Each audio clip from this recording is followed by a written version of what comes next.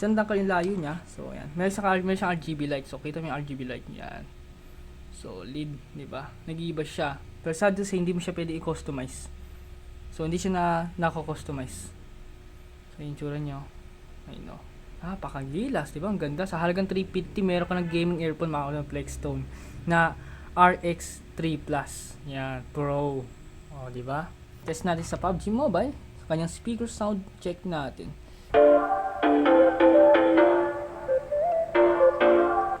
Okay, sakto. Magaling yung ano niya. So, okay yung quality. Dinig ko yung post-tip ng kalaban. Kaya nalaman ko na sa gilid siya. Ito yung sa fire ratio pa rin. Sa pag-fire na pagputok ng kalaban. May post-tip sa gilid. O, diba sabi ko sa'yo eh. Meron pa. Laki na tulong pre, okay solid Dinig ko yung post-tip. Kasi yung kalaban. Malaking tulong. Meron pa sa baba. Sa gilid. Sa labas pala. Ay! Kita pala. Meron pala nakatago doon. Ayun meron doon sa isa. Yung sa baba Battle Royale. Doon sa Battle Royale. Okay yan. Okay siya. Dinig yung full step. Dinig ko din kung saan yung putok ng barrel. Kung kaliwa ba o kanan. Okay siya. Good siya doon. Wala naman delay. Karong-karo naman siya.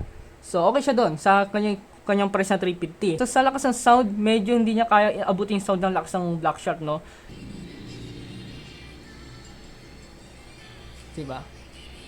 Ang maganda dito, kahit todo siya, hindi pa sa barag. Kumpara mo lakas talaga. Ito yung Black Shark. O, diba? Kung ikukumpara mo sa lakas ng sound. So quality build, pwede na. Kung ikukumpara mo sa quality build niya, pwede na sa quality build sa halagang 350. Kasi kukonsider natin yung price.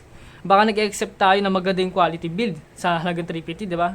Para sa akin, 8/10 siya, ano? Ito yung, for my opinion naman to opinion ko lang, bakit siya 8/10. First, lalakihan ko. Napakalaki nito. Para sa ating ano? Para sa akin, lalakihan ko siya kung ikukumpara mo sa Black Shark.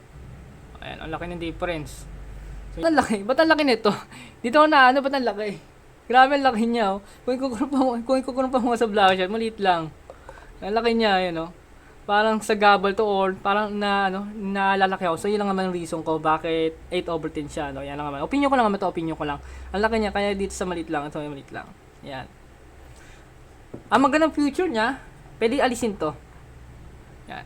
Pwede alisin. Ayan. Pwede naman wala to. Pwede naman ilagay mo siya kung gusto mo para may kang mic. So, yan. So, yan ang magandang future niya. Second future na maganda, meron siyang RGB light. Yan, may RGB light. Pares siya ng Red Magic ko na meron RGB light. So, ito yung Red Magic ko. Ito yung Red Magic ko, meron siyang RGB light din. So, ayan. So, makikita mo. So, di ba meron siyang RGB light? Pares sila may RGB light, no? Yan.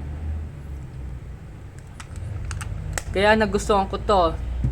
Second, Type-C siya, no? So, Type-C. So, yun lang, medyo downside lang kasi wala pa siyang 3.am jack na version. Ano pa lang siya, Type-C pa lang. So, yun yung reason ko din, bakit 8/10 siya. Wala pa. Kung meron 3.am jack, mas goods yun. Yun lang naman. So, ano pa ba? Ano pa ba napansin ko? Sa plastic, sa quality ng plastic. Sa quality ng plastic, okay naman. Okay naman quality ng plastic niya. Pero sa yung pwede sa design, okay naman. Okay yung tsura ng plastic niya, Okay naman. Kung di ka mamasela sa halagang 350 kasi, kung kumpara mo kasi sa Black Shark ng 1,000, pwede na. Pwede na para sa price niya. Okay yung quality build niya. So, sa pag-test natin kanina sa paglaro ng PUBG Mobile, sa Classic at sa MP mode, sa multiplayer mode, okay naman siya. Sa full step, dinig mo yung full step niya. Kung yung kalaban nasa dulo, dinig mo. Kung yung kalaban aakit sa bahay, dinig mo din. So, okay naman siya doon. Yung sa barrel naman, wala naman delay. So, overall purpose, okay na okay siya. So, yun lang naman. Honest review lang tayo dito. Yun lang naman akin na-encounter dito sa paglaro nito, sa paggamit nito. So, quality sound, okay naman siya. Sa mic, hindi ko na-try yung mic. Sa pag-usap ng ibang tao, hindi ko na-try sa mic kung bug ba o hindi. Kasi nga, wala akong kaibigan na pwede i-test natin to. So, yan naman. Sa halagang 350, solid na.